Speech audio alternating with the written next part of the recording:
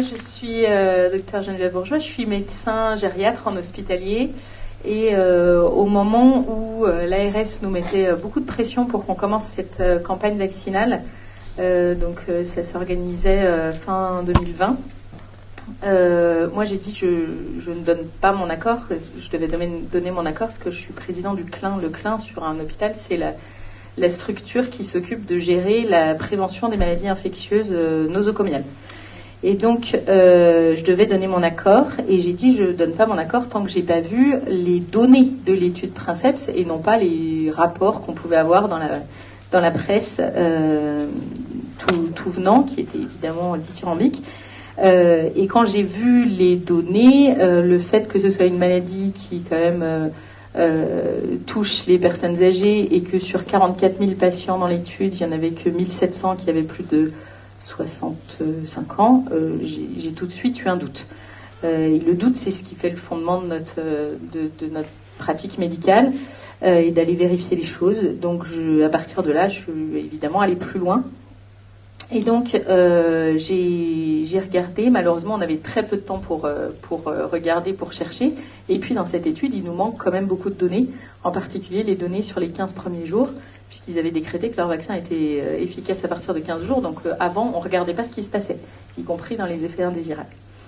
Et puis, finalement, poussé par les événements et n'ayant pas le temps de prouver qu'il ne fallait pas le faire, j'ai laissé faire. Et on a fait la campagne pour nos résidents d'EHPAD et du SLD, donc de long séjour.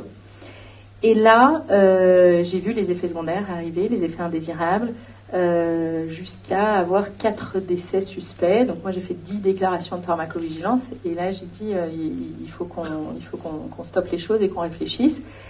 Et puis, après ça, le temps de faire tout ça, il y a quand même eu la 2e dose.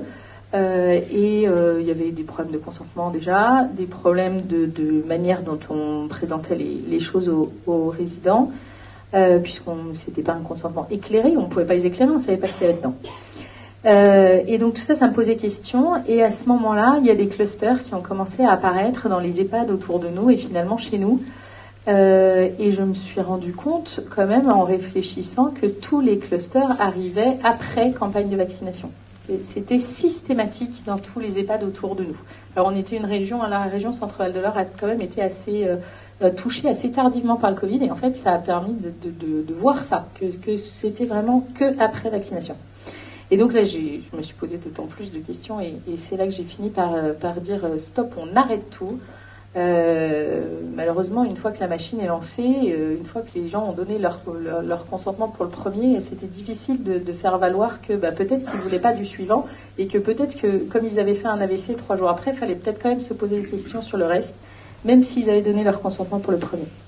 Donc tout ça a fait que j'avais beaucoup de doutes, jusqu'à être suspendue pendant 20 mois et être finalement réintégrée. Mais quand on est réintégré, on est très anonyme, en fait. Les soignants étaient très contents de me revoir. Je travaille bien avec eux, c'est une petite structure, j'étais contente. Heureusement, la direction avait changé. Mais besoin quand même de montrer que finalement on avait raison. C'est pas juste qu'on a tenu le coup, c'est que dès le début on avait raison. Et donc, reprenant mes fonctions, y compris les fonctions au sein du CLIN, il fallait que je sois justifiée. Et d'autant plus actuellement, puisqu'ils ont profité d'une de mes absences où j'étais en arrêt maladie pour recommander des vaccins Covid là, très récemment et réinjecter. Et à chaque fois que je suis absente, je me rends compte qu'ils vaccinent un nouveau service. Donc voilà, il va y avoir des conséquences sur le fait que je participe au CLIN. Mais surtout, le besoin irrépressible de faire ce recours que j'avais pas fait jusque-là parce que j'avais pas l'espoir suffisant que ça aboutirait. Et finalement, j'ai donc fait un recours au Prud'homme, puisque c'est un hôpital privé associatif. Recours au Prud'homme en octobre 2023. On est passé en audience en octobre 2024. Je devais avoir la réponse il y a 15 jours. J'ai toujours pas de réponse. Je viens là, il y a 5 minutes, d'avoir mon avocat au téléphone qui m'a dit qu'il avait enfin réussi à avoir le greffe et qu'on n'aurait pas la réponse avant 15 jours parce que c'est une réponse très longue qui fait 30 pages, il paraît. mais on ne sait toujours pas quelle sera la réponse. Donc voilà, je suis dans l'expectative. Et puis, à part ça, au Conseil de l'Ordre, j'avais été convoquée dès septembre 2021, donc entre le 15 septembre et ma suspension à moi qui a eu lieu le 19 octobre, parce que j'avais posé des congés. J'ai été convoquée par le Conseil de l'Ordre, et là, c'était très clairement de l'intimidation. Ils me disaient non, vous inquiétez pas, c'est un entretien confraternel. Je leur ai dit, ma cache, je viens avec un avocat et 3 médecins, dont un vous avez pu entendre dans l'amphithéâtre d'à côté. Heureusement, très bien soutenu. Et effectivement, là, la première question qu'on m'a posée, c'est qu'est-ce que vous pensez de l'origine de ce virus et de l'existence de cette maladie ? Donc voilà, très clairement, ils cherchaient à poser le terme de complotiste et d'antivax. Au final de leur checklist, j'ai pu répondre que j'en avais rien à cirer de son origine. Moi, ce que je voyais, c'était des malades et que donc j'allais les traiter, et qu'il se trouve que je les avais traités et qu'aucun n'était décédé, contrairement à l'hôpital d'à côté qui avait eu 30% de décès. On m'a dit que j'avais eu de la chance. Ouais, bon, je veux bien, j'aime bien qu'on est allé dans ce sens-là et que je suis d'accord avec mes décisions quand même. Donc, je continue encore à traiter, bien évidemment, les Covid.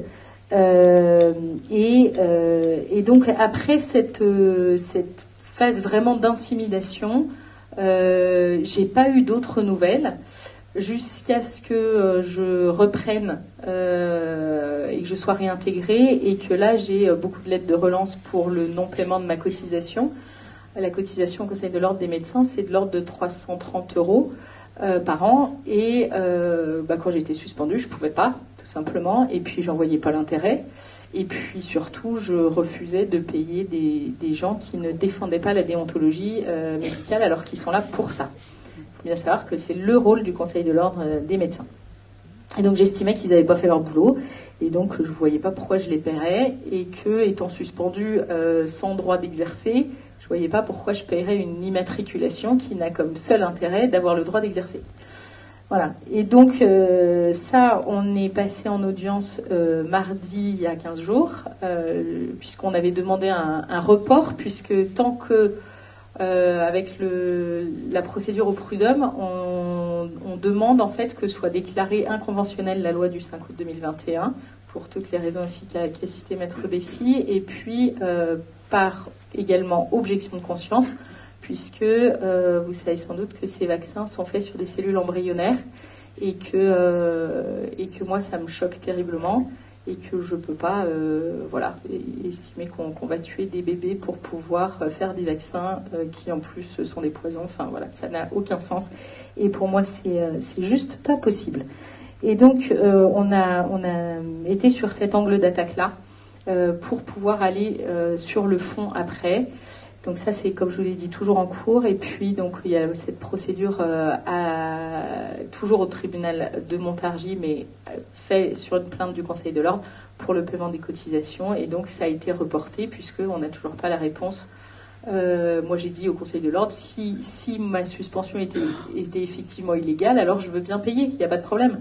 Mais si ma suspension reste, alors je ne vois pas pourquoi je paierais. Voilà où j'en suis, et voilà, on attend, et on verra bien.